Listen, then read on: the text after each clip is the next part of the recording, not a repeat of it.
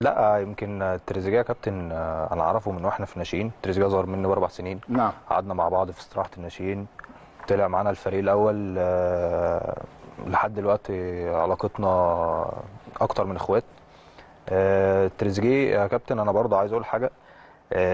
تريزيجيه كان قدامه لسه يكمل بره، وجاله ولحد دلوقتي عنده عروض في اوروبا، وعنده عروض في الخليج.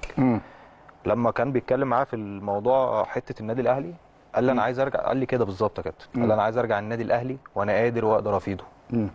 مش عايز ارجع وانا اللي هو عايز اختم وخلاص.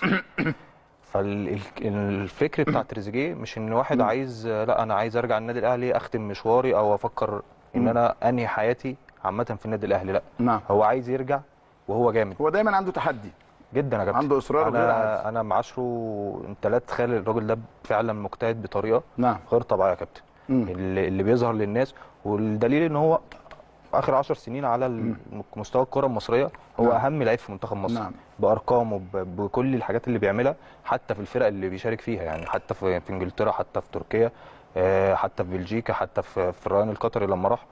اي مكان بيبقى متواجد فيه بيسيب فيه بصمه وبيبقى مؤثر جدا. فتريزيجيه، لا تريزيجيه صفقه بالنسبه لي، هي دي صفقه القرن اللي فعلا تتقال. ان شاء الله. هيبقى اضافه كبيره جدا، واحد من ولاد النادي، عارف قيمه النادي. هيخلص جدا، عنده اهداف وعنده طموح جدا. مش جاي ان هو مرحله معينه، لا عايز انا جاي اضيف للنادي، عايز انا عارف مكانه النادي. مش لسه هيبقى عارف قيمه النادي، لا هو عارف قيمه النادي، وهيرجع وهيبقى من كباتن الفرقه. فهيقدر يبقى ليه دور كبير جدا سواء في الملعب او خارج الملعب.